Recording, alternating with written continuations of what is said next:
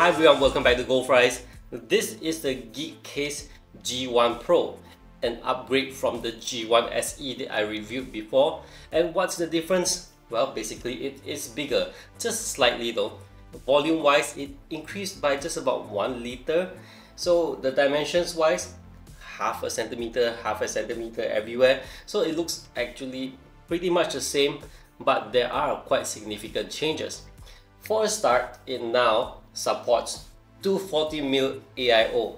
So I have an AIO inside. It's a Silverstone Vida 240 Slim, and besides being supporting AIO, what I like about it is that it's a lot easier to assemble in the G1 Pro. For example, the AIO, I did not even have to remove this outer shell. Yes, I remember when I was building in the G1 SE, to assemble the whole thing, I not only removed the shell, I actually had to dismantle pretty much everything.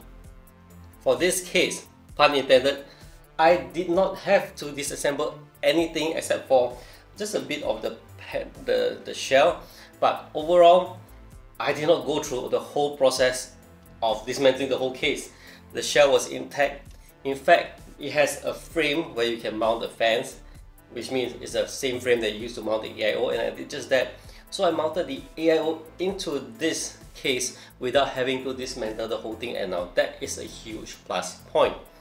Now, the G1 Pro here also supports 3 slots graphics card, mean 3 expansion brackets. You know, graphics card that use 3 expansion brackets, and supports up to 3.65 width of a graphics card. Basically, if you are willing to settle with a low profile CPU cooler, then you can adjust the chamber for the motherboard side to be less, and then it can accommodate a thicker graphics card. Now that's a huge plus point as well. So overall, I think the G1 SE is nice, but the G1 Pro is a lot better. Price wise, the difference is about 20 US, but I don't think you can get the G1 SE now.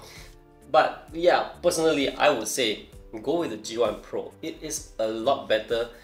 My only complaint is that on the graphics card side, I tried to route the PCIe cable, but there's this shape on the frame that makes my graphics card cable unable to go to the underside of the graphics card.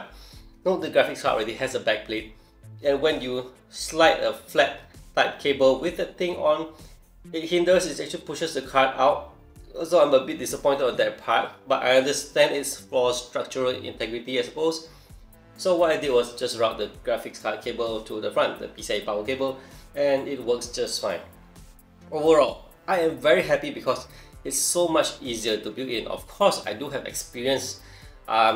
If you're coming in as a newbie, maybe you find it a bit daunting, but I'm an experienced small form factor builder, and I've been through the G1 SE.